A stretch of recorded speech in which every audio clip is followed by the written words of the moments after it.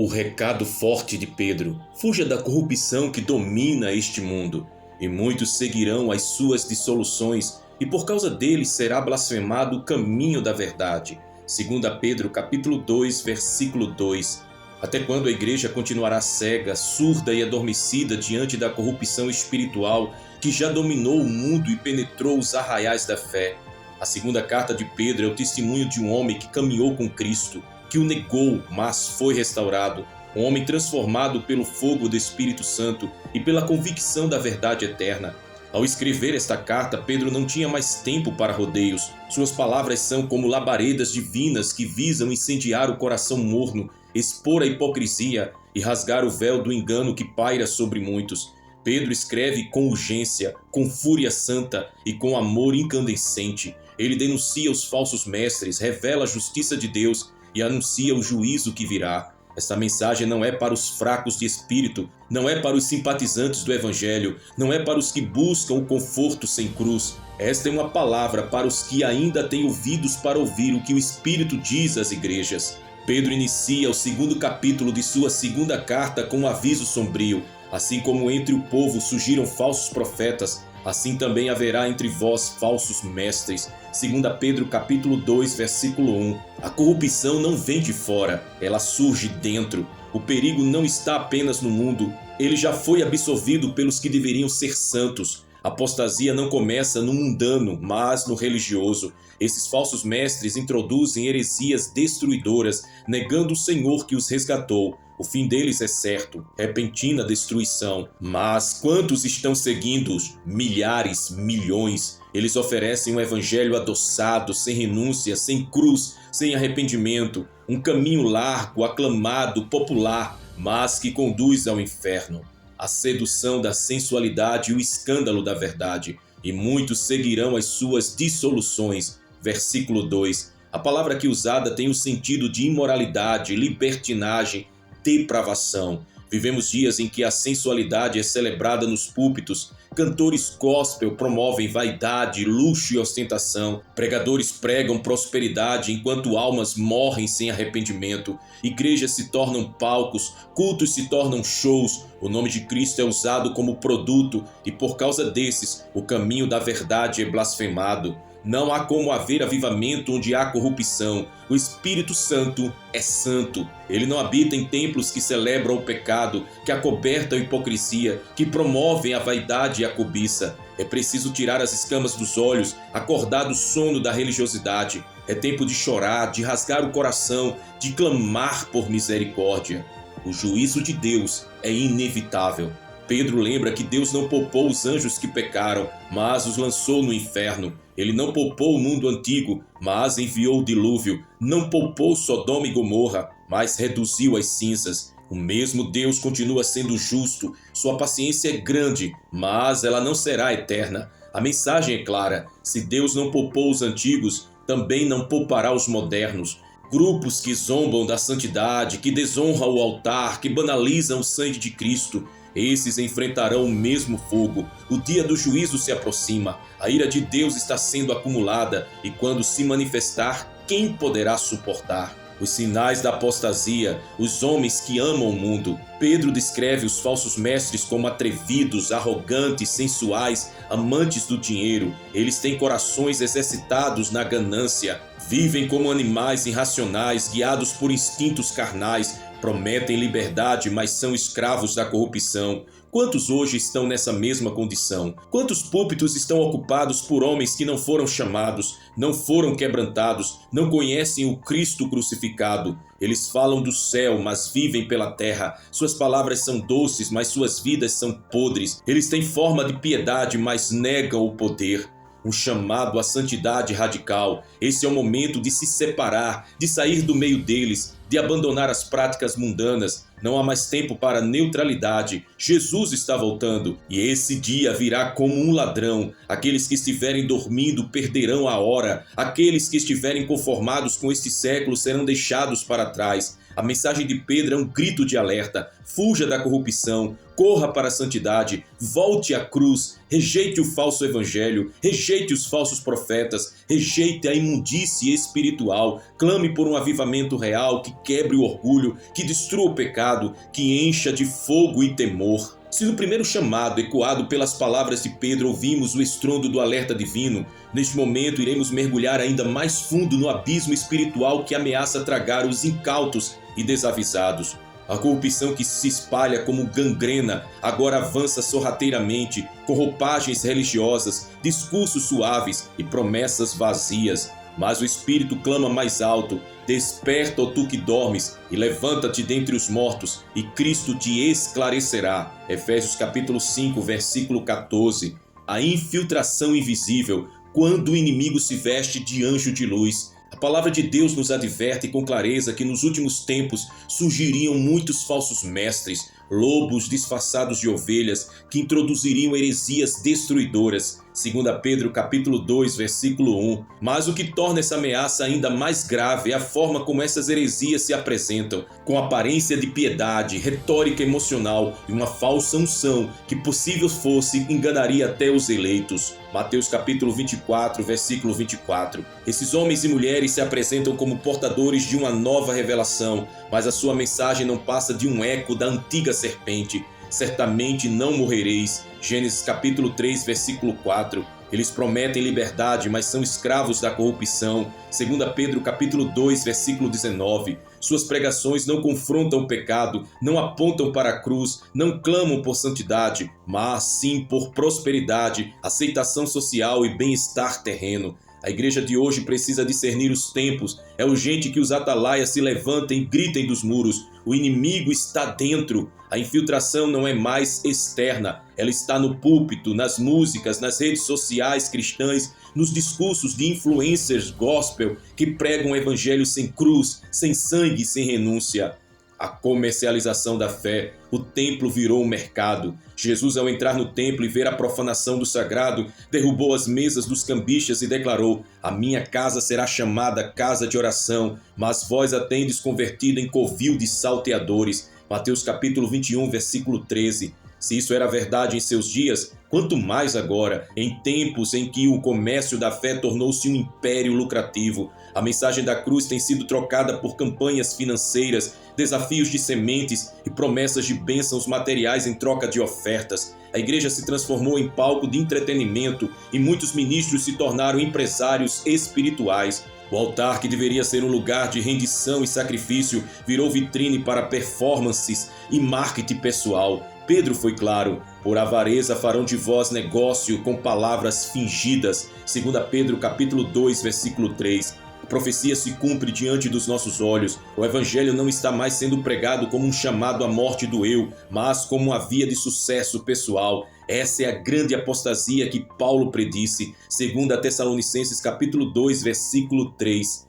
A inversão dos valores, do santo ao profano. Vivemos dias em que os valores foram completamente subvertidos. O que antes era considerado sagrado agora é motivo de escárnio, e o que era abominável se tornou aceitável, até desejável. Isaías já advertia: ai dos que ao mal chamam bem e ao bem mal, que fazem da escuridade luz e da luz escuridade. Isaías capítulo 5, versículo 20. A santidade foi substituída por relevância cultural, a separação do mundo foi rotulada como religiosidade, a pregação do juízo eterno agora é chamada de discurso de ódio, e a consequência é uma geração de cristãos superficiais que não conhecem a palavra, não oram, não jejuam e vivem em constante conformação com este século. Pedro nos mostra que esse comportamento não é novo, tendo-os, por exemplo, os que vivem impiamente. 2 Pedro capítulo 2, versículo 6. A destruição de Sodoma e Gomorra é um grito da história para os nossos dias. A imoralidade sexual do mundo está dentro da igreja e poucos têm coragem de se levantar contra esse tsunami de permissividade. Onde estão os profetas que bradam como João Batista: raça de víboras, produzi, pois, frutos dignos de arrependimento? O espírito do anticristo já opera. Não espere o anticristo se manifestar em forma humana para perceber a sua ação. A palavra declara que o mistério da injustiça já opera. 2 Tessalonicenses capítulo 2, versículo 7. Ele já atua nos sistemas, nas ideologias, nas leis, nas instituições e, tristemente, até nos púlpitos. É um espírito de engano que promove uma religião sem verdade, uma graça sem transformação, uma fé sem obediência. Pedro descreve os falsos mestres como fontes sem água, 2 Pedro capítulo 2, versículo 17, ou seja, apresentam ter vida, mas estão secos. Suas palavras são como neblinas levadas pela tempestade. Eles desprezam o senhorio de Cristo e zombam das promessas da sua vinda. O espírito do anticristo nega a centralidade da cruz e a autoridade das escrituras. Ele promove o homem e rebaixa a glória de Deus. A igreja precisa se revestir do Espírito da verdade. Precisamos voltar à palavra com lágrimas, com temor, com quebrantamento. O tempo de brincar de ser crente acabou. O mundo jaz no maligno e o que está em jogo é a eternidade. Uma separação radical. Saia de Babilônia. O chamado profético ecoa com força. Sai dela, povo meu, para que não sejas participante dos seus pecados e para que não incorras nas suas pragas. Apocalipse capítulo 18, versículo 4. Babilônia representa o sistema religioso prostituído, aliado ao poder político e financeiro, e que será julgado com severidade nos últimos dias. A igreja verdadeira não pode continuar flertando com o mundo. É necessário romper alianças com o pecado, cortar vínculos com a cultura corrompida, renunciar ao entretenimento imoral, às vaidades e aos ídolos modernos. O Evangelho é um chamado à santidade, e sem santidade ninguém verá o Senhor. Hebreus capítulo 12, versículo 14. Pedro menciona que os que se voltam novamente ao pecado são como o cão que volta ao seu vômito e a porca lavada que se revira no lamaçal. 2 Pedro capítulo 2, versículo 22. Palavras duras, mas necessárias. Chega de evangelho diluído. Precisamos de arrependimento genuíno, de lágrimas no altar, de jejuns que rompam grilhões e de orações que sacudam os céus. Avivamento ou julgamento? A última escolha. Estamos no limiar de um tempo decisivo. Deus ainda está dando oportunidade de arrependimento, mas a porta está se fechando. O Espírito Santo está chamando a sua noiva ao deserto, ao quebrantamento, ao esconderijo. Os que ouvirem esse chamado serão selados, preparados e cheios de azeite. Mas os que zombarem, endurecerem ou se distraírem com os prazeres deste mundo experimentarão o juízo eterno. Avivamento verdadeiro não é barulho, é santidade. Não é multidão, é separação. Não é evento, é altar. Avivamento começa com arrependimento e termina com transformação. Pedro escreveu suas últimas palavras com dor na alma, alertando seus irmãos. Tende cuidado para que não suceda que, levados pelo erro dos homens abomináveis, decaiais da vossa firmeza. 2 Pedro capítulo 3, versículo 17. Hoje a voz de Pedro ainda ecoa e ela nos pergunta: você vai permanecer cego ou deixará que o Espírito arranque as escamas dos seus olhos? Vai continuar brincando com o pecado ou vai fugir da corrupção que domina o mundo? Vai seguir os falsos mestres ou vai voltar para a cruz, para a palavra, para a santidade? Este é o tempo de escolher: avivamento ou julgamento, vida ou morte, céu ou inferno. Mas o dia do Senhor virá como ladrão de noite, no qual os céus passarão com grande estrondo, e os elementos ardendo se desfarão, e a terra e as obras que nela há se queimarão. 2 Pedro capítulo 3, versículo 10. Se até agora vimos a podridão moral e espiritual que corrói o mundo e infiltra-se sorrateiramente na igreja, agora voltamos os nossos olhos ao céu, para lembrar que o Rei está voltando. Pedro, com sua alma acesa pelo Espírito, não apenas denuncia a corrupção,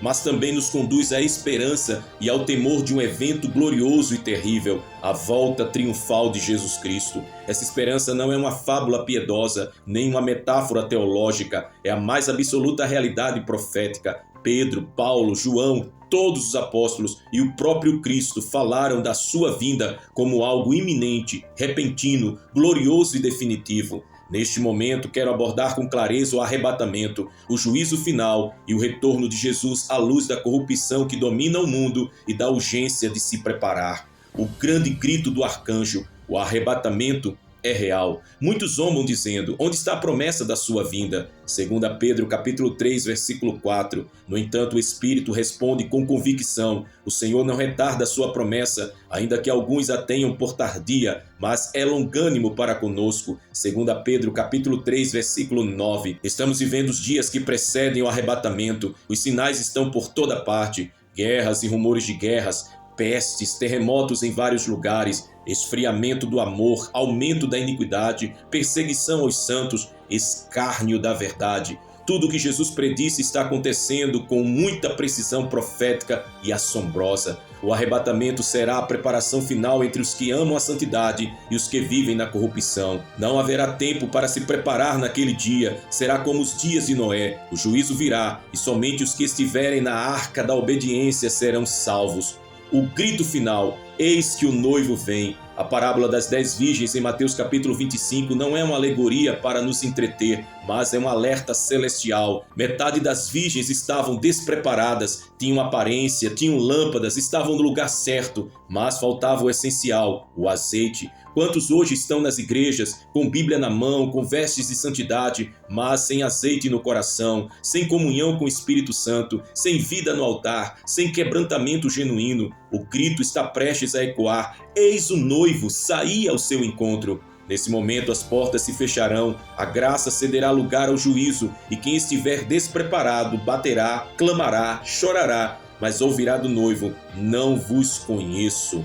O juízo que vem: tronos, livros e lágrimas eternas. Apocalipse capítulo 20 descreve o grande trono branco, diante do qual todos os mortos, grandes e pequenos, estarão. Os livros serão abertos, e outro livro, o da vida, será consultado. Cada um será julgado segundo as suas obras. Pedro descreve com temor: e se o justo apenas se salva, onde aparecerá o ímpio e o pecador? 1 Pedro capítulo 4, versículo 18. A corrupção do mundo clama por julgamento, o sangue dos mártires clama por justiça, a santidade de Deus exige resposta. Nesse dia ninguém poderá alegar ignorância, o pecado escondido será exposto, as intenções do coração serão reveladas, e somente os que foram lavados no sangue do Cordeiro estarão de pé. Céus em chamas e elementos ardendo. Pedro, com palavras flamejantes, descreve o fim dos tempos de forma vívida. Os céus passarão com grande estrondo, os elementos ardendo se desfarão. É o colapso do sistema cósmico como conhecemos. Não é ficção científica, é a palavra do apóstolo.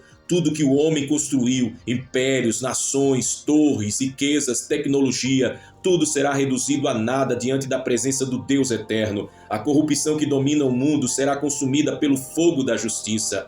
Então haverá um novo céu e uma nova terra, uma esperança para os justos. Mas Pedro não termina com destruição, ele aponta para algo glorioso. Nós, porém, segundo a sua promessa, aguardamos novos céus e nova terra, nos quais habita a justiça. 2 Pedro capítulo 3, versículo 13. A igreja não vive com medo do juízo, ela vive com saudade do lar. Para os ímpios a vinda de Cristo é terror, para os santos é redenção. Ele enxugará dos olhos toda lágrima, a morte já não existirá, nem luto, nem pranto e nem dor. Esse é o destino dos que fogem da corrupção que domina o mundo, dos que guardam a fé, dos que amam a vinda do Senhor, dos que vivem como peregrinos, ansiando pela cidade que tem fundamentos eternos. Um chamado de fogo, santidade urgente para os últimos dias. Pedro pergunta: visto que todas essas coisas hão de ser assim desfeitas, que pessoas vos convém serem santo trato e piedade? 2 Pedro capítulo 3, versículo 11. Esse é o clamor de Deus para a igreja hoje. Não é tempo de conforto espiritual, é tempo de jejum, clamor e santificação.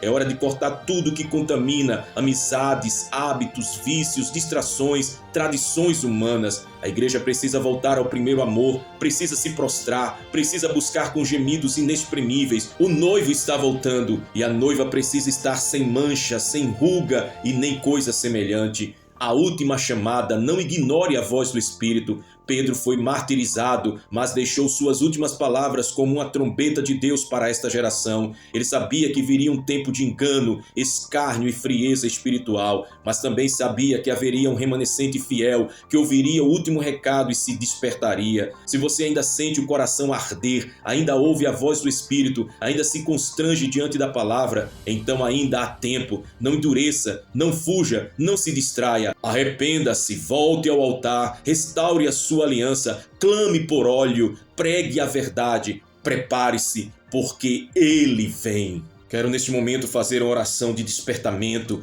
de um avivamento real, de uma entrega a Jesus. Faça essa oração comigo neste momento, abra o seu coração, entregue-se completamente ao Senhor, peça o óleo do Espírito Santo, o avivamento do Espírito Santo sobre sua vida. Senhor Todo-Poderoso, Criador dos céus e da terra, Deus de Abraão, de Isaque e de Jacó, Deus santo, fiel e justo, Senhor Jesus, que eras, que és e que há de vir, Rei eterno, Salvador glorioso. Hoje, Senhor, nos prostramos diante de Ti em santo temor e tremor, pois a Tua palavra arde como fogo dentro dos nossos ossos, dentro do nosso coração. As escamas estão caindo dos olhos, os ouvidos espirituais estão se abrindo e os corações endurecidos estão sendo quebrantados pela Tua presença. Ó Deus, levanta-te neste momento e visita este povo com o teu juízo e com a tua misericórdia. Senhor, clamamos por despertamento, por arrependimento genuíno, por um avivamento que nos leve à cruz, ao altar, ao óleo do teu Espírito, a um quebrantamento profundo. Arranca da tua igreja a mornidão, a hipocrisia, a religiosidade sem vida, o formalismo sem unção,